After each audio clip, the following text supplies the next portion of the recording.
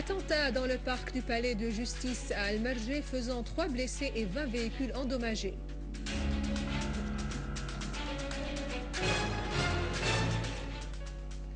Poursuite des condamnations arabes et internationales de l'attentat terroriste contre Al-Akhbariya.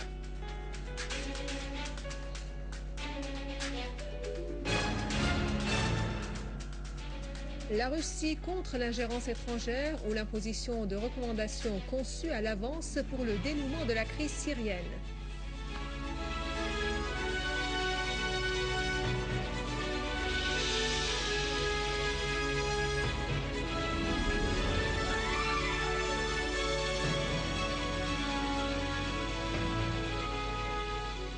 Bon après-midi, après les titres, voici notre journal. Une explosion terroriste a eu lieu aujourd'hui dans le garage du palais de la justice dans le quartier de Marjeh à Damas. L'explosion a fait 3 blessés et des dégâts matériels dans 20 voitures stationnées dans le parc de stationnement alors que les pompiers ont réussi à maîtriser tout de suite l'incendie éclaté. Une source de la police du gouvernorat a fait savoir que la voiture qu'on avait fait exploser était une Octavia appartenant à une femme des habitants de Damas.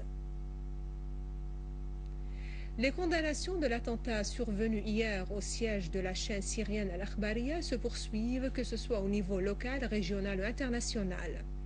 Le ministre libanais des Affaires étrangères et des expatriés, M. Adnan Mansour, a fermement dénoncé cet attentat horrible ciblant le personnel et le siège de la chaîne satellitaire Al-Akhbariya. Cette condamnation a fait l'objet du télégramme adressé dans ce sens par M. Mansour à M. Walid Moualem, vice-président du Conseil des ministres, ministère des Affaires étrangères et des expatriés.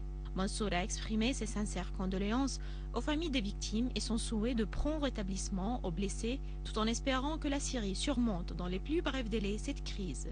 Plusieurs syndicats d'ouvriers professionnels avaient publié des communiqués dans lesquels ils ont dénoncé avec rigueur l'acte terroriste lâche contre Al-Akhbariya.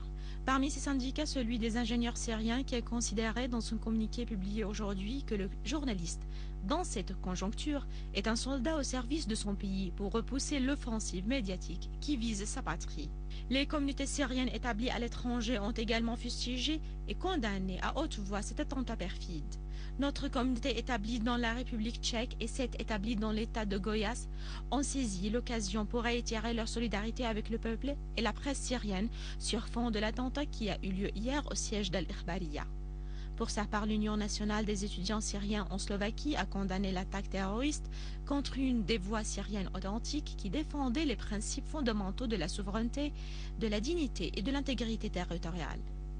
Au niveau extérieur, la direction régionale du parti Baas au Yémen a estimé que cet attentat prouve la vision rétrograde des gangs terroristes sanguinaires. Dans le même contexte, le Comité national tunisien de soutien à la résistance arabe et contre la normalisation avec l'ennemi sioniste a aussi condamné cet acte perfide et odieux.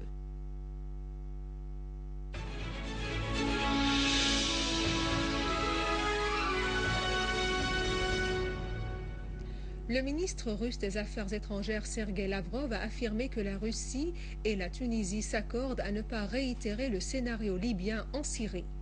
Lors d'une conférence de presse conjointe avec son homologue tunisien Rafiq Abdessalam à Moscou, Lavrov a fait noter qu'aucun membre de l'OTAN veut rééditer le scénario et l'erreur qui a été faite en Libye, car ce genre de scénario en Syrie aurait des conséquences fâcheuses et dangereuses sur toute la région.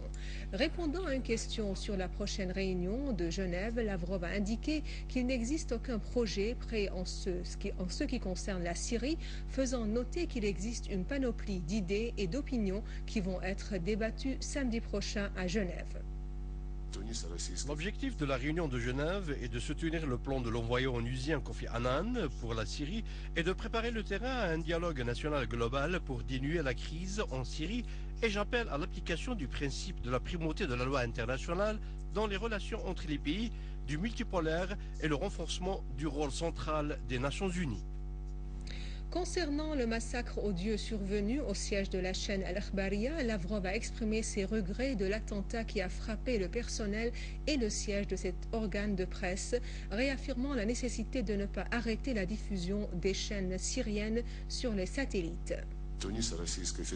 Il ne faut pas arrêter la diffusion des chaînes satellitaires syriennes selon le souhait de certains pays européens actuellement, comme ça a été le cas de certains pays arabes précédemment, et ce pour garantir la liberté d'expression et l'indépendance des organes de presse syriens. J'exprime mes regrets de l'attentat survenu contre certains médias en Syrie. L'ambassadeur d'Iran auprès de l'ONU, Mohammad Khouzaï, a réitéré le soutien de son pays au plan de l'émissaire onusien en Syrie, Kofi Annan, le qualifiant du meilleur moyen pour résoudre la crise dans ce pays. Khouzaï a affirmé depuis New York que l'Iran soutient toujours le plan Annan, ajoutant que Téhéran salue toute consultation d'Annan avec les responsables iraniens. L'Iran est prêt à appuyer les efforts de l'émissaire onusien en Syrie pour parvenir à une issue à la crise dans ce pays, et ce à partir de son rôle constructif dans la région, a insisté le représentant iranien. Ce dernier a appelé à la non-ingérence dans les affaires intérieures de la Syrie et à l'arrêt du financement des groupes terroristes armés pour que le peuple syrien bénéficie d'une vie meilleure. Le leader du mouvement Hamas, Kamal Hosni Renajé, a été retrouvé tué dans sa maison à Damas. Le responsable des relations internationales du Hamas, Oussama Hamdan, a déclaré que celui qui a tiré profit de cet assassinat est l'entité sioniste, et plus précisément le Mossad. Kamal Renajé fut l'un des assistants de Mahmoud al-Mabhouh, assassiné à Dubaï par un réseau de la Mossad. Une enquête a été immédiatement ouverte par le juge des crimes qualifiés, Radwan Barakat, pour déterminer les soubresauts du crime.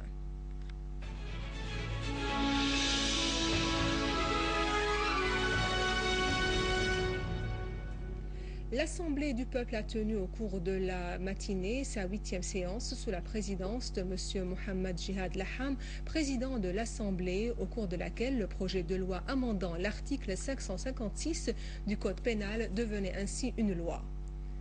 Cette loi stipule le châtiment de 10 à 20 ans de travaux forcés et une amende de double de la somme, tous ceux qui enlèvent de force ou dupent les gens dans le but de demander une rançon et exiger le maximum de la sentence si cet acte est dirigé contre un mineur. La sentence s'aggrave si la personne enlevée subit une privation de sa liberté pendant un mois et plus, et si toutefois la personne séquestrée aurait subi des tortures ou des sévices corporels. L'Assemblée a aussi adopté la loi sur le licenciement de toute personne s'avérant qu'elle a été condamnée pour terrorisme ou soutien au terrorisme matériellement ou moralement.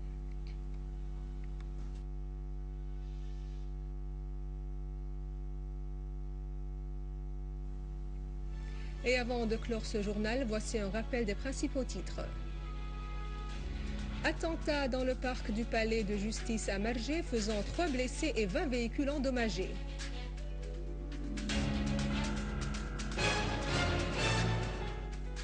Poursuite des condamnations arabes et internationales de l'attentat terroriste contre Al-Ikhbariya.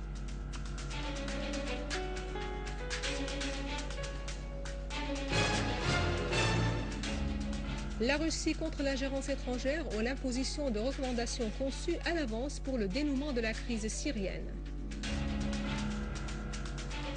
Ainsi s'achève notre journal. Je vous remercie de l'avoir suivi. Passez une excellente journée sur notre chaîne. Au revoir.